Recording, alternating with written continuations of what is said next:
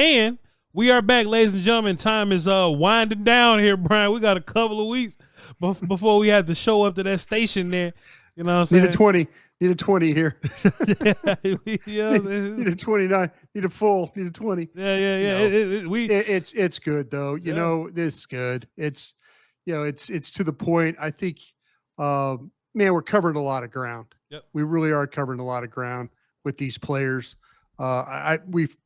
I'm just going to say this. I feel like that even all my years of on the draft show, I think I've talked with you about a variety of players than what we even did on the draft show. Sure. You know, we had the Tell Me Mores and all that, but I didn't think that we went into the depth that you and I have gone. And I want to thank you for that, because you've made me better at this because I've had to cover more players. Yeah. And having to do a show every night, but 3 nights a week, talk about players. Yep.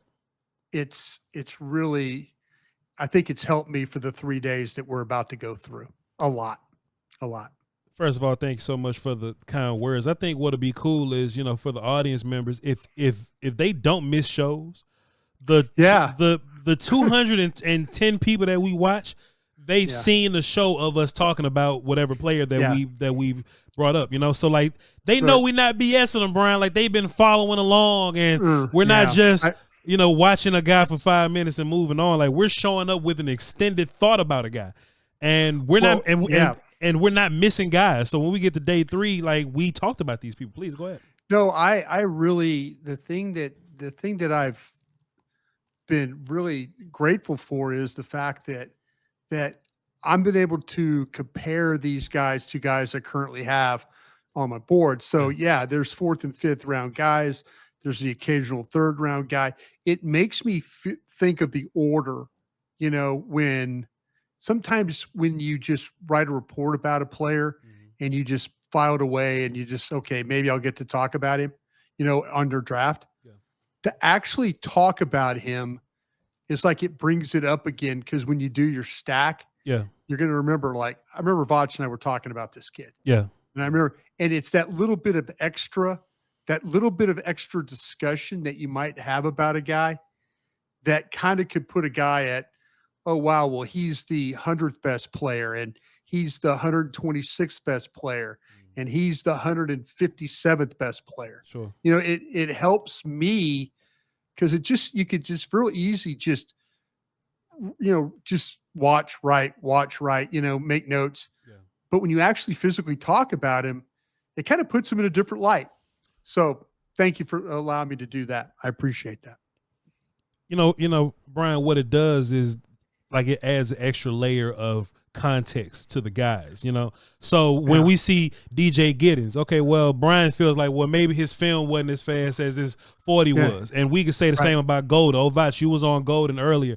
Oh you know, Bryan looks at Royals. I look at Royals like this bona fide deep ball guy. Bryan says, oh yeah, he's the physical character that can do X, Y, Z, and then both those things kind of come together. Like there's extra context, you know. Robinson from Alabama, where do you play him on the D line, right? Yeah, we've talked about these guys with an extended amount of context and detail. I just hope that we earn the respect from the people out there, Bryan, bro. Well, yeah, I just, you know, all we could ask is if, you know, you just put in the work. Sure. But you and I, and I don't mean to make this a pat on the back.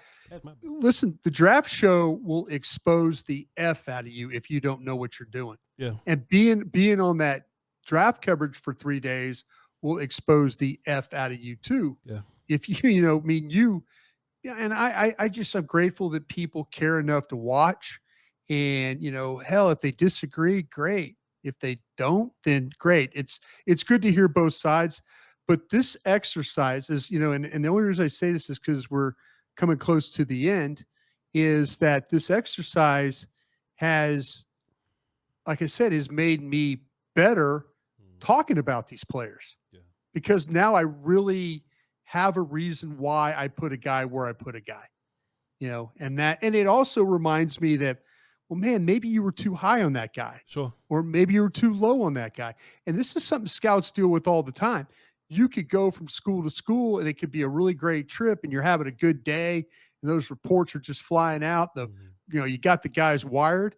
And then other days, you got a parking ticket, you got to take care of, or they towed your car. Yeah. And now you're having a bad day at school and your reports aren't worth a damn, but this is, you go through ups and downs with these players. Yeah. And it's nice to have somebody to bounce your thoughts off of. And I do appreciate you for that. And yeah, we got a few more weeks, but man, it is coming to an end, and it's getting here quickly. It really is.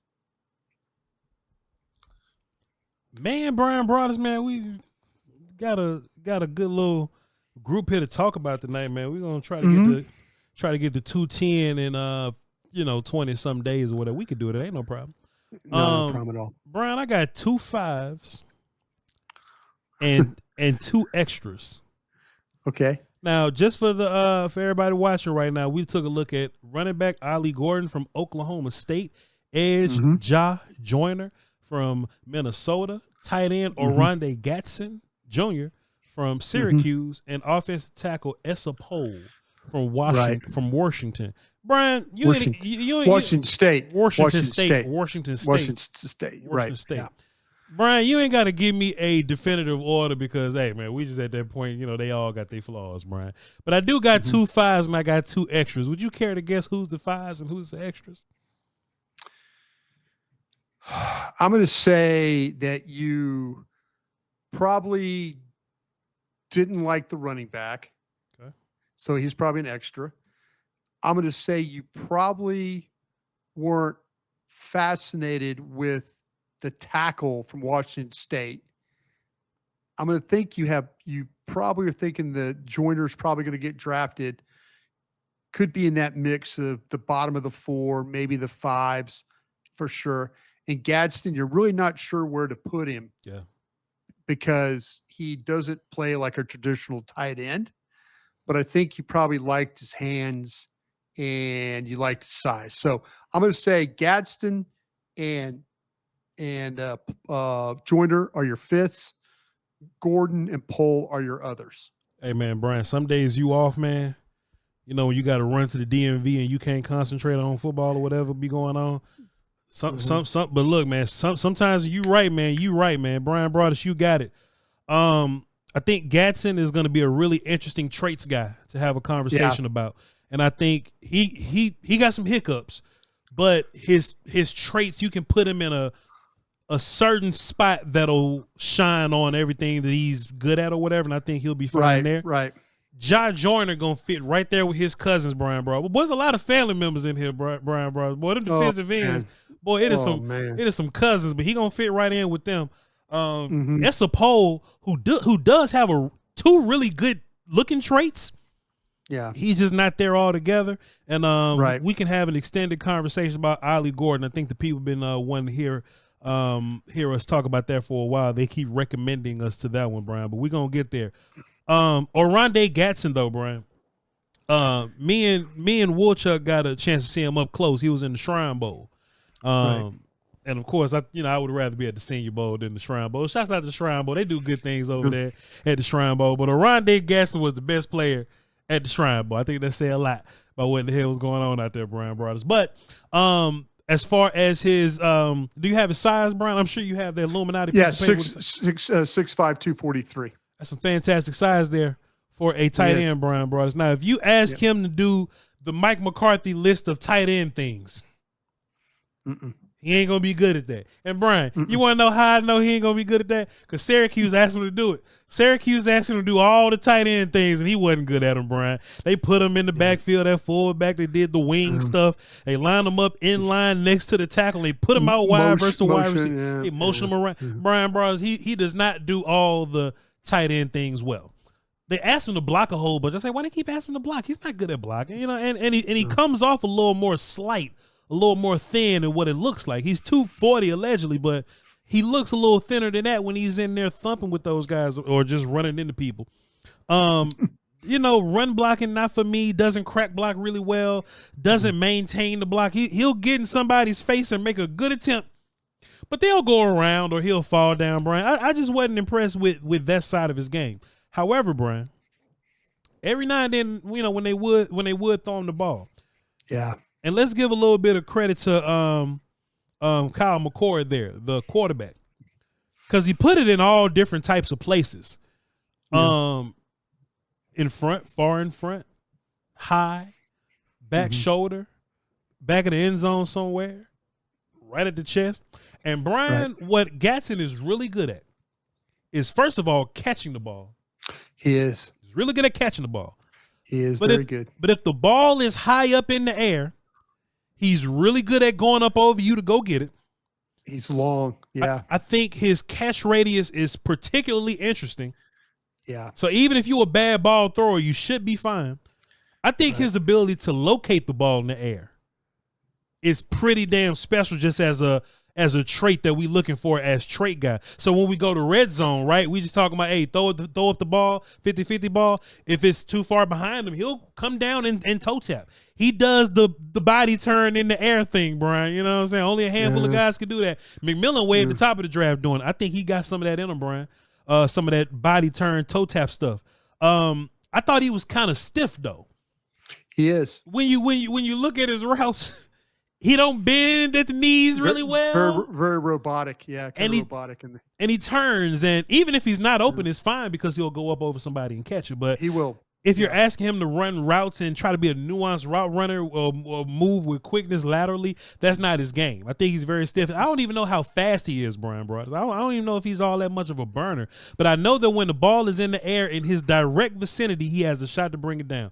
Bryan, I got him in the fifth, purely off being traits guy. I look at my other fifth-round tight ends. I got Urasek from Georgia and Mitchell Evans from Notre Dame. I think just by way of his athleticism in the air and the ball track, I think he's better than those guys, bro. At least I can see him as a lined out wide receiving tight end type of guy. So I got gas in there, Bryan. What you think about it? Boy, I'll tell you what, it's taken us to April 1st, but I think you got him in the right order. Yeah. I think you got him with the right guys. So absolutely. And I think everything you said about the player is absolutely true. He came to Syracuse as a wide receiver. And his father was a receiver with the Dolphins. They moved him to tight end, but he doesn't play as a traditional tight end. You mentioned he plays slot, he plays wing, he plays flexed. He doesn't have great speed. Thus, the movement, that's kind of why they probably moved him to tight end. Yeah. But you said it, his hands are outstanding, and he does a great job of extending them in order to receive the ball. He's just not going to outrun many defensive backs. He does a nice job of finding space as a route runner. He needs to continue to play on the move. You just can't let him play stationary. He'll have problems. He'll run the seams. He'll run the drags. He's a receiver, as you mentioned, that will fight for that contested ball and generally come down with it. His size, his length really, really helps him there. Where he'll struggle is if he's pressed off the line. He just can't get away. There isn't any quickness to his game. And so he lacks a burst. He lacks acceleration in routes.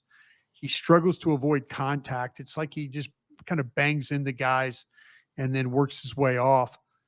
He tends to block like a receiver, more than a tight end. The stock blocks, the wall offs, that's all kind of part of his game. Mm-hmm. I think he's going to need some work in this area. This is where I think what's going to happen to him. I could see somebody moving him back to wide receiver. Sure. And just letting him play out of the slot. And you say, well, Broaddus, don't you have to have quickness and this, that, and the other? Yeah, but you let this guy play flexed and say it's a smaller corner that's playing up on him. Sure. But he is a legitimate weapon on third down. He is a weapon up the seam. He is a weapon in the red zone. Washington State in the bowl game could not cover him down in the red zone. They bunched formation, scattered him, two underneath, one on the loop was him, ball to the corner. He had a really nice game, against Washington State.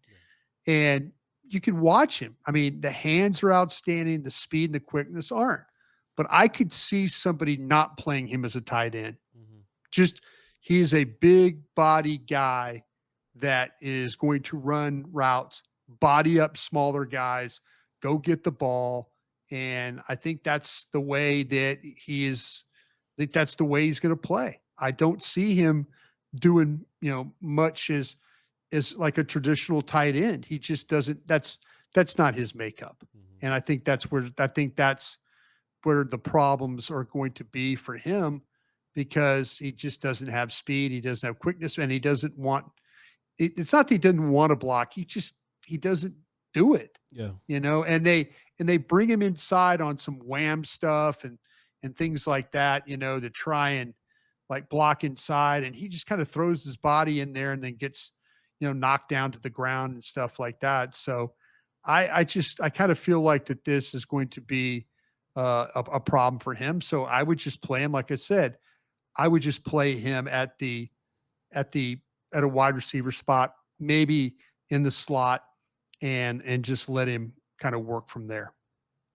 Bryan, when you was outside, man, you was in the league. What you think about Jimmy Graham and like his ability as like a red zone dude?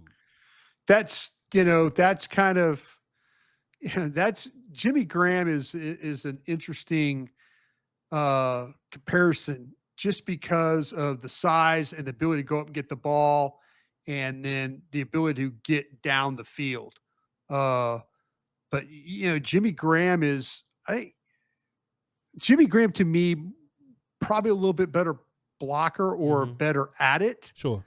Than what I think Gadsden, I think he's really a receiver at heart. Yeah. And he just doesn't have that that ability to go in there and and you figure with a guy with his size, he'd go in there and kind of hammer some people. Sure. He just doesn't. He just doesn't. And I'm trying to find a guy. I was trying to find this guy and see John Stevens. He's probably closer to him, than Graham. So when I mentioned Graham, I wasn't making like a 1-to-1 type of deal or whatever. Yeah. But I was just thinking, how much value can you have as just a red zone jump ball guy? Because that might be all he does in the league. Yeah, I mean, and that's something, like you say, the first down stuff, getting converting third downs. I mean, his hands are really, really, really good. And so, I was sitting there thinking, God, maybe this guy, maybe he could be that type of guy that you just, like say, you run up the seams, you put him down the red zone, and then away he goes. Yeah. So I think there's some legitimate value to him playing that way. But like I said, I would definitely consider moving him back. Don't play him at, okay. How about this? I was looking like, okay, is he better than, okay, I was thinking just big guys like Chase Claypool out of Notre Dame. And I know that's going back to the 2020 draft. 6'4", 230 was Chase Claypool, I think the prospect coming out of Notre Dame was a little better. Yeah. But he could be better than he was in the league. Claypool was in the league. Yeah. See, that's what I'm trying to kind of. Colin Johnson, maybe from Texas last year. Colin Johnson was what? Colin Johnson's like 6'6". Yeah. He's one of the bigger. He's one of the Here, I got Colin Johnson. Size, physical off the ball, works well in tight spaces, will extend for the ball, lays out when necessary, soft hands, can adjust on the move, will grab the low ball, carry routes inside, tough to make reception, good concentration. That's somebody could be somebody from that. Yeah. Who was the kid? God, I hate when I do this. Right. Who was the kid that came out of the Florida State in that draft? And Johnny Wilson. Johnny Wilson. Was that, what year was that? Was that 23? Like last year? Was it last year? Yes. Yeah. Was it last year? Yeah. Okay. Let me look at. So it was Johnny Wilson. I was trying to think, because I saw Claypool and guys like that, and I was like going, man, there's got to be somebody else this guy reminds me of. Johnny Wilson and Keon Coleman came out together, I believe. Yeah, let's see what we got here. Okay, Johnny Wilson. Let's see. Okay, 6'6", 231 was Johnny Wilson. Okay, massive advantage as a receiver due to his height and weight. Is Johnny Wilson? I don't think he's done anything in the league, has he? No, sir. I think he with the Eagles, I believe. Yeah. Okay. I typed this down. I typed this in my notes. Tall receivers in the National Football League. Mike Evans was 6'5". Alan Lazar was 6'5". Colin Johnson was 6'6". Johnny Wilson is 6'6", 231. So, but Gadsden, he didn't do any shuttles or anything like that. But see, Johnny Wilson, when he ran the 20 shuttle, he had at the combine he had a 4.11. So that's like really, really good. It's different, yeah. And so now you're kind of thinking like, wow, okay, lateral agility and all that. But I'm wondering, like, Mike Evans, big time receiver. Alan Lazar has had an okay career. Colin Johnson, not so much. Johnny Wilson, you mentioned that, not so much right now. But maybe that's the type of guy he has to be, the big receiver and not be a tight end guy. Bryan, I will say I would like to draft this kid, or like if he's not drafted to us, I would love to try to get him on the team just to see what happens. But we'll see.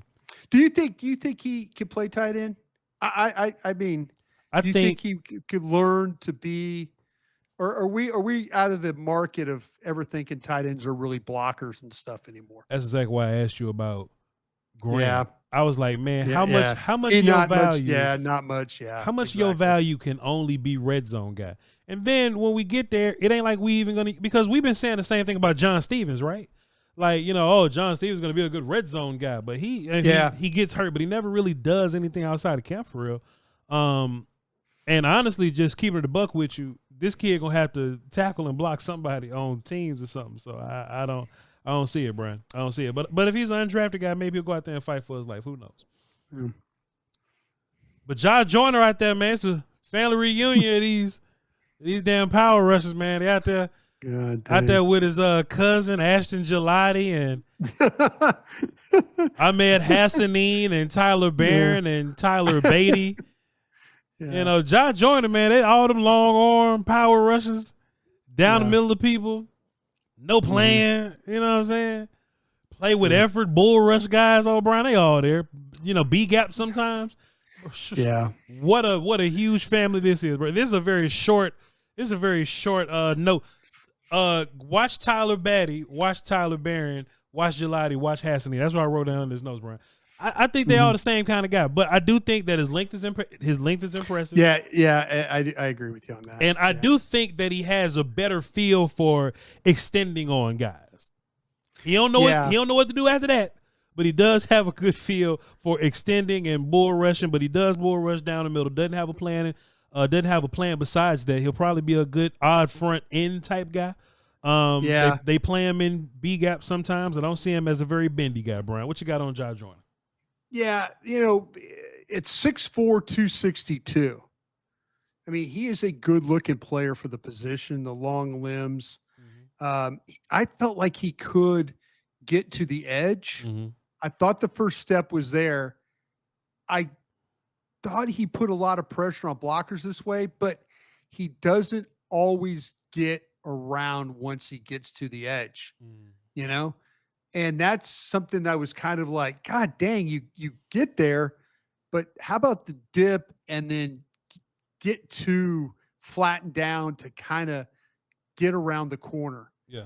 And I see him with some success. I do see like him, off, the edge when he's able to, like, he gets a blocker kind of slow and that guy gets to him and then he kind of sets him up with a move and then he's freeing himself. But then there's snaps where you see him like he loses track of the ball because he wants to get upfield, but then he gets tied up on blockers and that's kind of his problem. But if he goes around the blocker, his length is good.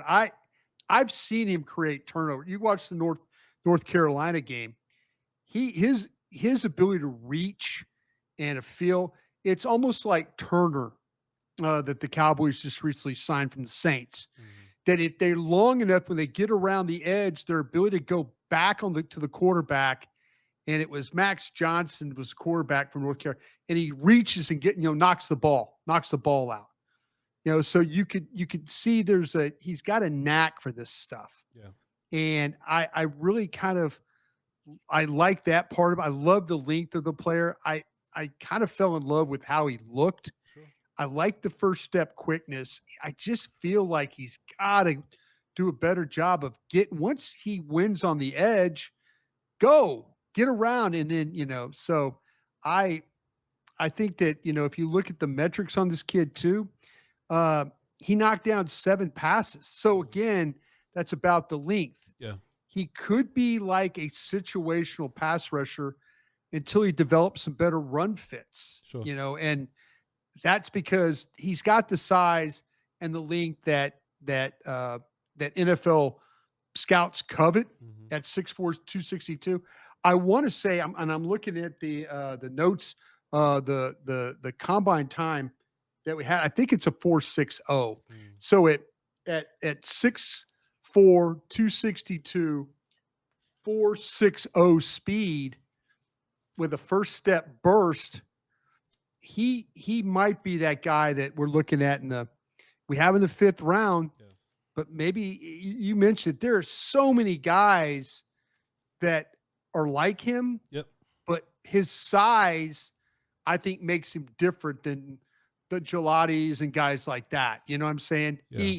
He looks like an edge. He looks like a pass rushing edge. And I think he probably will go in the 4th round. Me personally, I have him in the 5th. They all cousins, Bryan Broaddus.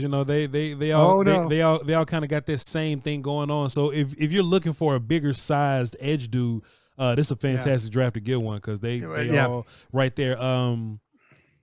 Ivy, Gelati, Hassanin, Barron, Joyner, Batty. Yeah, they're all in that. Batty's the one.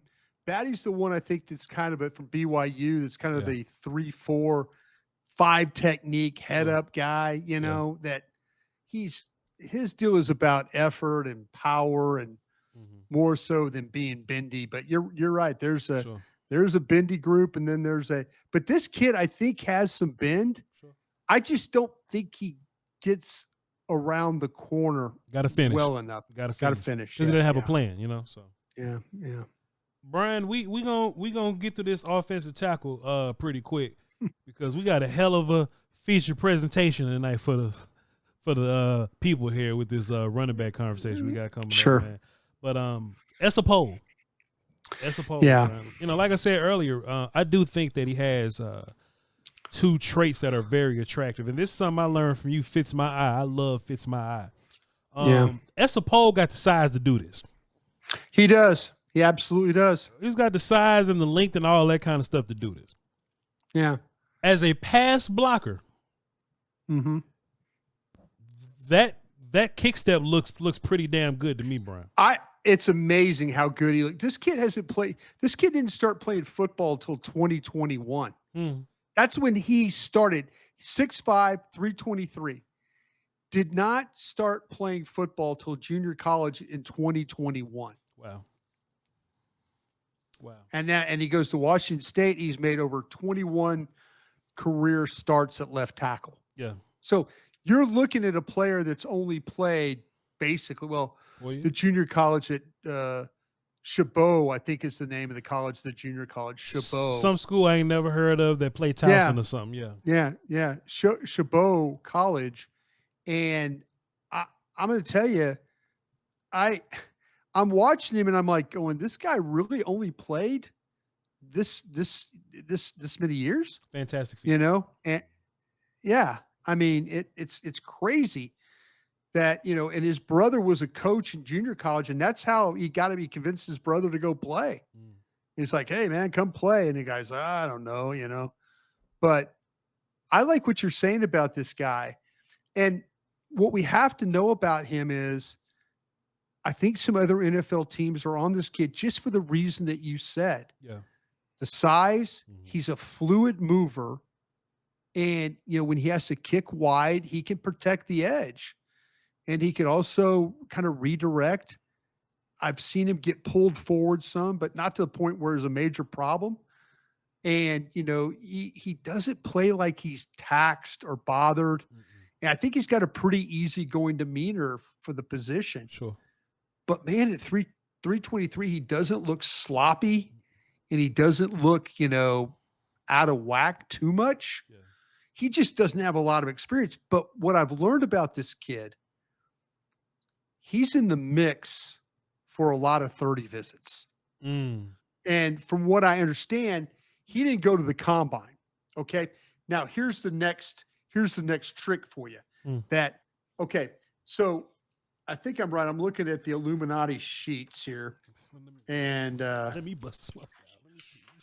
And so I'm looking at the sheets, and I'm looking at offensive linemen, and I don't see his name. I don't see his name. I don't see his name. So that tells me that, and I think I got that right. I don't see his name. Hang on. I'm just, make sure. I don't see it either, boss. It ain't on that, boss. I don't want to be wrong. People will call you out. Oh, Bryan, or no, but I'm just kidding. But yeah, if he's not on those sheets, what's going to happen is he didn't get a physical. Okay. Yeah. He didn't get a physical. So teams like Green Bay, Kansas City, the Giants, I'm hearing these teams are lining up to talk to this kid because he didn't go to the combine, so they don't have a physical on him. Yeah. So they want to bring him in, visit with him, but one of the days of the 2 days he's there is to get a physical. Yeah. So they can put him on the draft board. Sure.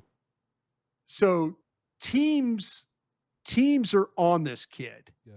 Teams are on this kid. But where do you take a kid that only has made 21? Well, the Cowboys took a kid in the first round. How many starts did Guyton make? Bryan, they got the same problems. Bryan, I promise. Look, Bryan, I was going to stir some shit up when I was going to say this, Bryan Broaddus. Yeah, I know what you're doing. I know. Because Tyler Guyton the first round pick. I know. I just opened it up for you right there. You ain't no good. Bryan, Tyler Guyton is a first round pick. This kid, day 3, I got him in the extras because I don't know. But Bryan, they got the same kind of problems. I think Guyton's a little bigger, a little longer, and I think his feet are better because Guyton's feet are special. His ability to move is special. But Bryan, when I thought about Esopole, I thought about that cat from the Eagles, the left tackle that played rugby or something. Jordan Mailata. Him. I was like, man, if there's a dart that you throw, I think teams are lining up to throw a dart at this kid because the 30 visits, I'm hearing this. They're bringing him in, and they're going to get a physical. And once you get a physical on this kid, you're going to throw him on that draft board. Yeah. Because teams don't. Washington State ain't giving you his medical information. They ain't doing that. The way you get medical information is going to the combine. Yeah. Which he didn't do. Yeah. Because, Bryan, the run stuff is not as clean, No. Sometimes the pass box stuff's good though. Sometimes he'll lean, get the shoulders over his toes. Sometimes, Bryan, he'll fall around sometimes. But as you just said to me and the audience, in the fantastic fashion you do, if you only been playing ball for 3 years, I remember playing offensive line in what, 9th grade or something. So 7, 8, 9th grade. You know what I'm saying? You only got 3 years worth of O-line technique. I can understand. But as far as a base, I would rather spend my time with him than like a Isaac Alarcon. You remember that whole time we was trying to figure out Isaac Alarcon because he was big and he kind of moved a little bit. I think this dude, because you see flashes of hands too, Bryan. Oh, no. Yeah. And he got them long arms and them defenders can't really get to him. I think it's like 34 inches or something like close to it. I don't know. I could be guessing, but it looked long. I think if you figure out what his pros and cons are, I think you might have a sneaky day 3 dude that can do something for you in 2 or 3 years. But I got him in the extras because I saw him falling and slipping all over the place, getting over his ankles, Bryan brought. But if you can get him in the 5th, that's a good little party. Okay, true or false? He gave up 3 sacks this year. True or false? I think false. It's false. He didn't give up 1 sack. I think false. Yeah. I think so. He didn't give up a sack. He's been. Hey, look. Let me tell you who whooped his ass last year. The UCLA kids. They had Grayson Murphy, Gabriel Murphy, and Latu. They beat the hell out of him last year. Yeah, they beat him up. But I was watching him, and Bryan, man, it seems. It's very fluid and smooth. Yeah. For somebody that's only played football since 2021. Yeah. For that size, I could see. I don't think Dallas does it, but somebody's going to pick him. And remember this show when this kid's starting at left tackle for a team that Dallas is playing. Get ready for that. So Bryan, where do you have him? I put him in the 5th. Bryan, please. And I put him in the 5th because I put him above. I put him above like Crenshaw, Dixon, Cornelius, Pierce. Yeah, those guys that were kind of like, they got traits, they got size, they got length, but I kind of felt like that if you're doing the Dane Brugler cheating grade of a 4.5, he would probably be in that because I do think there's, like I say, 5th round, maybe I'm throwing a dart. It's all right. I'm throwing a dart there. I'm throwing a dart, and I'm an offensive tackle that, like I say, I liked him better. That Crenshaw Dixon, you and I got into that discussion. We got into discussion about Cornelius.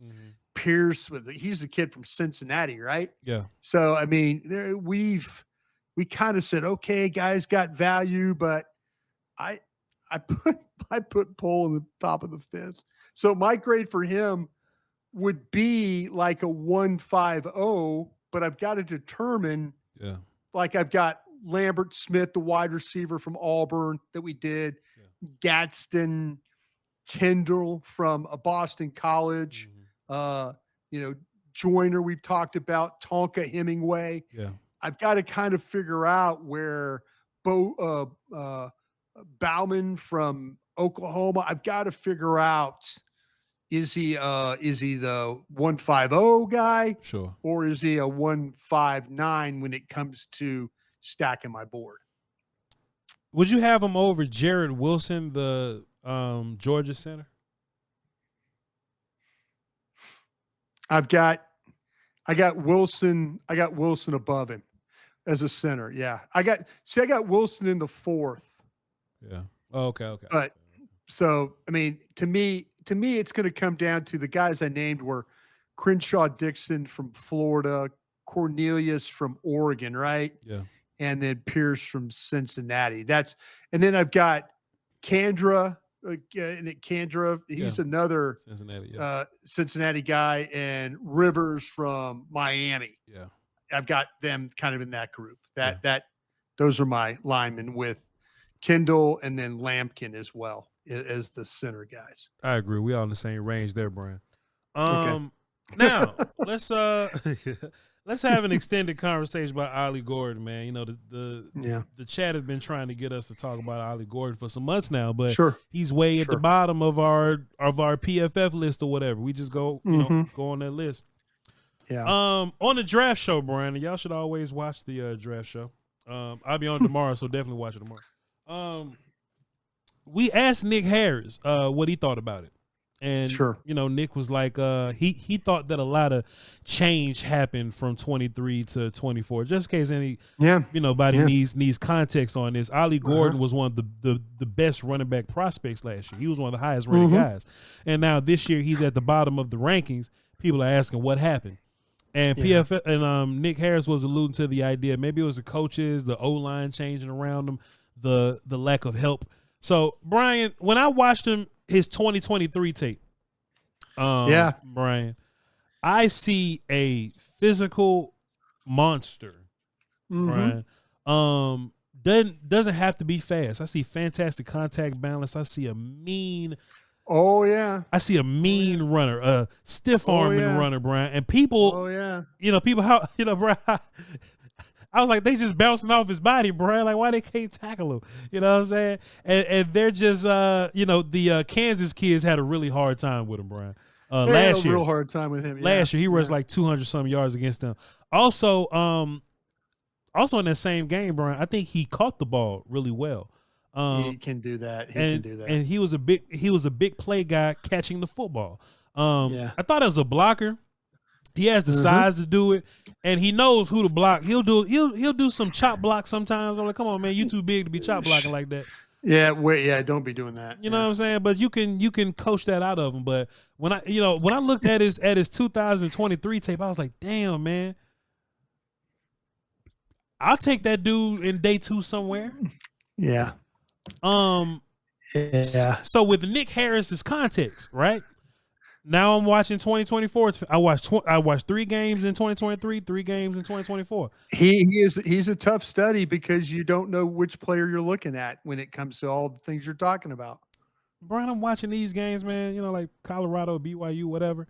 And I don't think his O-line was necessarily the problem, because I would isolate these incidents of him being one-on-one with somebody. Mm-hmm. Like an Oklahoma drill. And last year, if he was one-on-one, safety, linebacker, boom, boom. defensive end, yeah, those guys would bounce off of him. Stiff arm. Yeah. Stiff arm. I felt like he even had better vision last year, where he would just find it and see it and go backside. Yeah. I think he sees ghosts now, Bryan. Maybe he's not trusting his O-line. Probably not. I don't see him go for the stiff arm anymore. And when I see him in those one-on-one situations, I don't see people bounce off of him anymore. I see one guy bring him down. Sometimes two. Sometimes he'll turn back that clock and get on somebody's ass. In BYU, he'll, Oh yeah. He got mad at the Mormons. Yeah. Yeah, for sure. All them 30-year-old freshmen. But for the most part, though, Bryan, I just feel like he wasn't the player. I don't want to put it on his circumstances and the surroundings and the coaches. I think he was just simply a much better player last year than he is this year. And it could be tread on the tires, Bryan. I'm sorry. It could be tread on the tires. But no, man. I like what you're doing. That was a tough study for me because you can absolutely watch his sophomore year. He was a Doak Walker winner. And if you're not familiar with the Doak Walker Award, it's given in honor of Doak Walker, who was a running back at SMU in the 30s and was Heisman Trophy winner and just outstanding player. And Gordon, you're right. Gordon had vision. He played with physicality. He played with a purpose. He's still, I think, good when you get him down around the goal line for his ability to play with some power and stuff. Yeah. But I think catching the ball, his electronic times at the combine, not the handheld times. I just wanted to know he was 4.61, 4.62, and so you're like, okay, well, can you live with that? But this is a big guy. This is a big guy that, 6'1", 226, and he is kind of a workload type of a back. But I think he needs to be in a scheme where he could just take the ball and use his power and kind of just blast straight ahead. Now, Oklahoma State people will tell you, well, yeah, the offensive line was bad. The quarterback was bad. They loaded up on him. But, still, he's, he that happened to him some of his sophomore year. They loaded up on him and he made play. This guy to me, Voch, is what we call a track runner. Mm-hmm. And what I mean he stays on a track. Yeah. He doesn't, it's not like when we've watched some of these guys, whether it's Brooks at Texas Tech, cut, go. You know what I'm saying? Yeah. But this guy he stays on that track and he really doesn't deviate much from that path. I thought you're right about the vision. I thought it was limited, and I just don't see him run with that looseness to make those violent cuts. And when he's running downhill, he's a problem to deal with. Yeah. He is a battering around with the ball in his hands. He could break arm tackles or he can run through defenders, but he's going to get yards after contact. But Sure. that's kind of where he was his sophomore year more than his junior year. There is some balance to his running style. I did see him jump over a BYU defender in order to score. Pretty impressive there. He really catches the ball well in the flat and up the field. I think he's got soft hands. Mm-hmm. He didn't fight it at all. He's very natural in the way. You mentioned about his blocking. He's a chip blocker on the edge. His technique is horrible. He could be better at that. I think he does manage to play with below average speed. And there's times you see him kind of struggle to get to the edge. And people are able to, he has to run through somebody or to make that happen. But his upright running style, he just didn't have the same production from his sophomore season. And, like I said, the word was poor quarterbacking, poor offensive line. His power, his ability to catch the ball and balance, those things are really, really impressive. His speed isn't. And if somehow, someone, you mentioned it, if he was in the draft last year, he would have probably gone a lot higher. Yeah. But this is a different looking player. And I have him in the top of the 5th round on my board. So he's in that mix I've talked about with, you have to figure out Gadsden and Pole and where does he stack and all that. I couldn't in good conscience put him at the top of the 5th. Mm-hmm. My 5th is Devin Neal, Mullings, Yarns, Brooks, Monunga. You like Yarns from Delaware better than me, which is fine. I mean, Yarns can catch the ball, sure, and he's got some. He's probably got a little bit more wiggle than Ollie Gordon has. Yeah. So I can understand that. I just taking one of your terms, right? I'm just gonna let somebody else be a hero, man. I feel like if I look at another player, I know exactly what they are. I don't know what I'm getting with Gordon. So I'm just going to let somebody else do it, and I'm just going to keep him in the extras. Now, if Gordon doesn't get drafted and we could take a shot of him, post-draft, then let's do it. But I'm going to keep my 5th and put it on somebody else. Man, you talk about a guy that – and, he came back to school and all that. I think I got that right. I think it was his sophomore year. I mean, I'm his eligibility held. Somebody else probably going to say, Dan Broaddus, he wasn't eligible to come out. But, in a previous draft, he's probably going to go a lot higher. Mm-hmm. In this draft, with all these running backs, it just seems like it pushes him down. And I don't know if teams are going to like a running back that runs a 6'4", 6'1". Sure. I just don't. Not when there's other backs that have more elusiveness to them than what Gordon has. But Gordon has a lot of power, and like I said, he catches the ball. He's probably going to make me wrong about him, but I could see somebody taking him in the 5th round, and then and then all of a sudden he plays well because they're throwing him the ball and. Sure. He's kind of got it all together. Yeah. Hey, Brian, it's a good little show, man. I didn't think we was going to have much to say about these kids. We had a little bit to say about everybody, Brian. Look at us, man. Are you nervous about him, Gordon? I mean, nervous in a way that, or you just, like you said, I appreciate you using my term of, I'm going to let somebody else be your hero. Mm-hmm. I just think, Brian, you're absolutely right. You're absolutely right about that. If when he gets picked, I'm going to acknowledge he gets picked, and I'm going to kind of keep an eye on that.